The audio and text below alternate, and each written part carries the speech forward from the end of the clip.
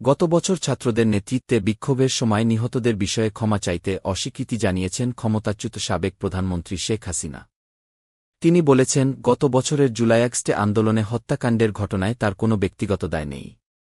তিনি আরও বলেছেন, আওয়ামী লীগকে বাদ দিয়ে যে সরকার গঠিত হবে, এমন যে কোনো সরকারের অধীনে তিনি দেশে ফিরবেন না, আপাতত ভারতেই অবস্থান করবেন।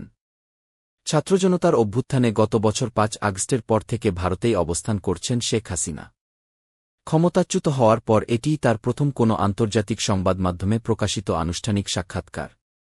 ভারতের নয়াদিল্লিতে অবস্থানরত শেখ হাসিনার সাক্ষাৎকার আজ বুধবার রয়টার্স, যুক্তরাজ্যভিত্তিক দ্য ইন্ডিপেন্ডেন্টে প্রকাশ হয়। বাংলাদেশের অভ্যন্তরীণ যুদ্ধাপরাধ বিচারের আদালত, আন্তর্জাতিক অপরাধ ট্রাইব্যুনাল শেখ হাসিনার বিরুদ্ধে মামলার শুনানি শেষ করেছে। তার বিরুদ্ধে ২০২৪-এর আন্দোলনের সময় মানবতাবিরোধী অপরাধের অভিযোগ আনা হয়েছে। জাতিসংঘের রিপোর্ট অনুযায়ী ১,৪০০ জনের মতো মানুষ শেষময় নিহত হয়েছে। আহত হয়েছে কয়েক হাজার। গত বছর নিহত বিক্ষোভকারীদের পরিবারের কাছে ক্ষমা চাইবেন কিনা, এমন প্রশ্নের জবাবে শেখ হাসিনা দ্য ইন্ডিপেন্ডেন্টকে বলেন, জাতি হিসেবে আমরা প্রতিটি সন্তান, ভাইবোন, আত্মীয় ও বন্ধুকে হারিয়েছি, তাদের প্রত্যেকের জন্য আমি শোকাহত এবং আমার সমবেদনা জানানো অব্যাহত রাখব। তবে তিনি বিক্ষোভকারীদের উপর গুলি চালানোর নির্দেশ দেওয়ার অভিযোগ প্রত্যাখ্যান করেছেন। তিনি গত বছরের বিক্ষোভের সময় তার কর্মকাণ্ডকে সমর্থন জানিয়ে বলেন, আমি কোনো ব্যক্তিগত দায় স্বীকার করছি না। ব্যাপক প্রাণহানির জন্য তিনি মাঠ পর্যায়ে নিরাপত্তা বাহিনীর শৃঙ্খলা ভেঙে পড়াকে দায়ী করে বলেন, একজন নেতা হিসেবে আমি চূড়ান্তভাবে নেতৃত্বের দায় নিচ্ছি, কিন্তু আমি নিরাপত্তা বাহিনীকে ভিড়ের উপর গুলি চালানোর নির্দেশ দিয়েছিলাম বা চেয়েছিলাম। এই দাবিটি পুরোপুরি ভুল। বর্তমানে তার দল আওয়ামী লীগের রাজনৈতিক কার্যক্রম দেশে নিষিদ্ধ। ইমেইলে রয়টার্সকে দেওয়া জবাবে তিনি বলেন, আওয়ামী লীগের ওপর নিষেধাজ্ঞা কেবল অন্যায় নয়, এটি আত্মঘাতীও বটে।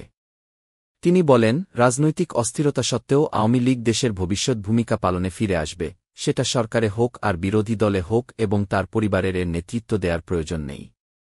তিনি আরও বলেন, এটা আমি বা আমার পরিবারের ব্যাপার নয়। বাংলাদেশ যে ভবিষ্যৎ চায়, তা অর্জন করতে হলে সাংবিধানিক শাসন ও রাজনৈতিক স্থিতিশীলতা ফিরিয়ে আনতেই হবে। কোনো একক ব্যক্তি বা পরিবার দেশের ভবিষ্যৎ নির্ধারণ করতে পারে না। তবে তার এই বক্তব্য তার ছেলে সজীব ওয়াজেদ জয়ের আগের মন্তব্যের সঙ্গে কিছুটা ভিন্ন।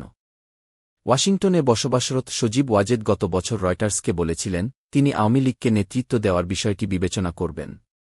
শেখ হাসিনা রয়টার্সকে জানান, তার দলকে বাদ দিয়ে হওয়া নির্বাচনের মাধ্যমে যেই সরকারই হোক তাদের সময়ে তিনি দেশে ফিরবেন না এবং তিনি ভারতেই অবস্থান করবেন।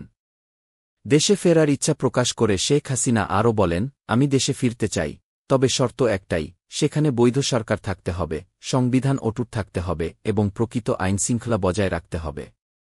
উল্লেখ্য, জুলাই অভ্যুত্থানে সহিংস দমনপীড়ন ও আওয়ামী লীগ শাসনামলে গুমসহ বেশ কয়েকটি অভিযোগে শেখ হাসিনার বিরুদ্ধে আন্তর্জাতিক অপরাধ ট্রাইব্যুনালে মানবতাবিরোধী অপরাধের মামলা চলমান। এর আগে ট্রাইব্যুনাল গণমাধ্যম ও সামাজিক যোগাযোগ মাধ্যমে ক্ষমতাচ্যুত প্রধানমন্ত্রীর যে কোনো বিদ্বেষমূলক বক্তব্য প্রকাশ বা প্রচার নিষিদ্ধ করে।